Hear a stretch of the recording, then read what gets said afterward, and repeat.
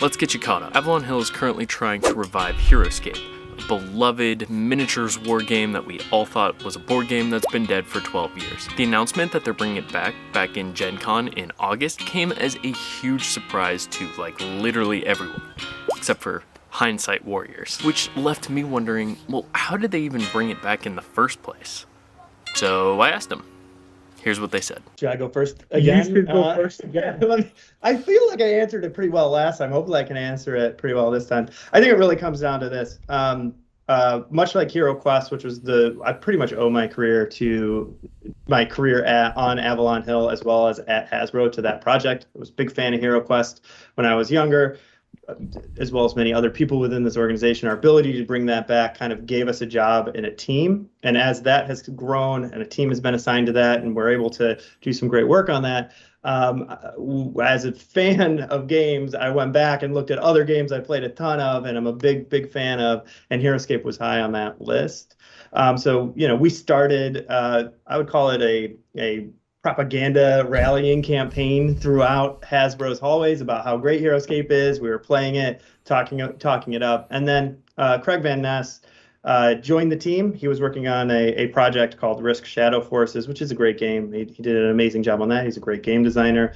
So that's how I got introduced to Craig Van Ness. And once Craig showed up, it felt very serendipitous that we were advocating for Heroscape. We had the lead designer of Heroscape now on the team.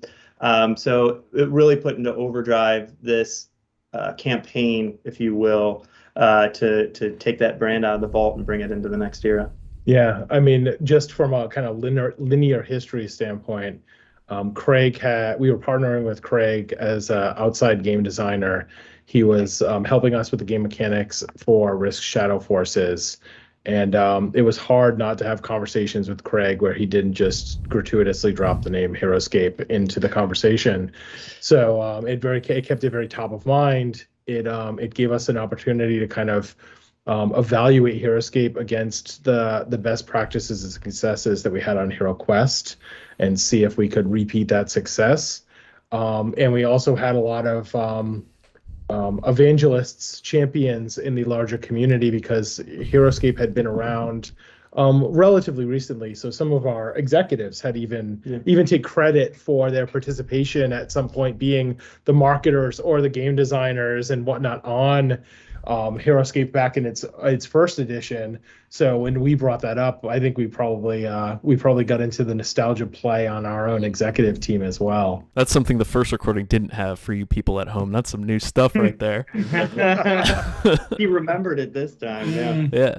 So, and we mentioned this before. What sort of a time frame are we talking from when Patrick and Craig first kind of put the bug into the ear of bringing it back? Chris, you said in the first recording, which is lost, that it took about 18 months prior to October 1st. Yeah, roughly. It's about an 18-month development cycle to produce a game of this complexity. Right. From kind of initial conversations around feasibility, the financial viability of the product. All of that kind of starts about 18 months ahead of kind of quote unquote shelf set, kind of getting in the hands of the consumers. So if you kind of back your calendar up a little bit, you can see that we've kind of been living the Heroscape world on Avalon Hill for a little while now. Yeah. Well, and then even prior to that 18 months, it takes time to align resources, and we've got a lot of projects we're working on here. So I would say the kind of, lack of a better term, roadshow was probably over 2 years ago. That slides in a PowerPoint deck pointing to some amazing fan collections was getting passed around, and I was showing up to leadership meetings, presenting it as a viable business plan that we could go after.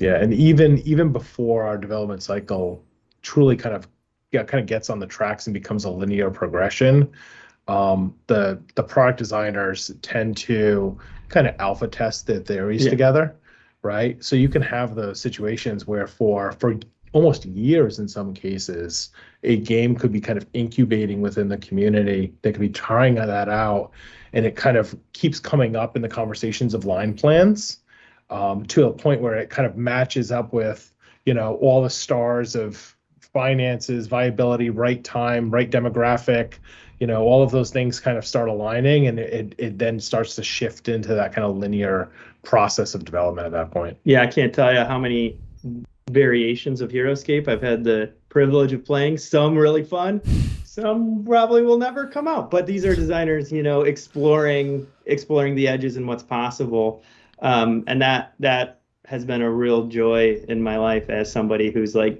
got this job because I love the game. And they tend to cross pollinate too. So we've even had kind of play tests where even Doug Hopkins, who's the product designer on Heroquest, will take componentry such as the terrain from Heroscape and make viable Heroquest products using Heroscape terrain and vice versa. So that kind of stuff happens in the incubator. Mm-hmm. Might not always make it to the fans. It might not always pass all the gates and tests and everything else that kind of go along with play testing. But the theory crafting is there. Mm-hmm. Here, look, I just snapped this picture of them. This is 15 minutes ago. Oh, that's awesome. Debating about certain things and how they can play and learning from one another on how to apply it to their various disciplines. That's sick. And that was, you just flashed that for a sec. That was Craig Van Ness and Doug Hopkins. Yes, good old So Doug. that's Designer of HeroQuest. Yep. So that was HeroQuest and Heroscape basically warring over a potential game scenario that we may or may not be dropping to the fans in the near future. Yeah. Ooh. They both use 3-2-1 dice. They kind of have a lot in common, as far as the combat game mechanics go. So it leads to a lot of really interesting discussions about what's possible and what belongs in which game. I think that's, we do want to make sure they're unique and really cool experiences, each in their own right. So it's really fun. It's probably the most enjoyable part of my job. Yeah, that's actually a good point to the roadshow comment you made earlier too, which is that part of this requires us also explaining why you're looking at two very different player bases, two different groups of gamers demographically, and why both HeroQuest and Heroscape make sense within our portfolio, right? How actually different they are from a mechanic standpoint, and why they kind of scratch very different itches for players, is kind of part of that process of onboarding a new line. Yeah, and it's hard when they both start with Hero. Yeah. Everyone gets confused. Yes, We they have a do. Can jar. confirm. We have a jar in the office where if you misname one by using the other, you have to put $1 in the jar. Yeah. How much money is in the jar? Enough for probably a pizza party at this Yeah, point. There we go.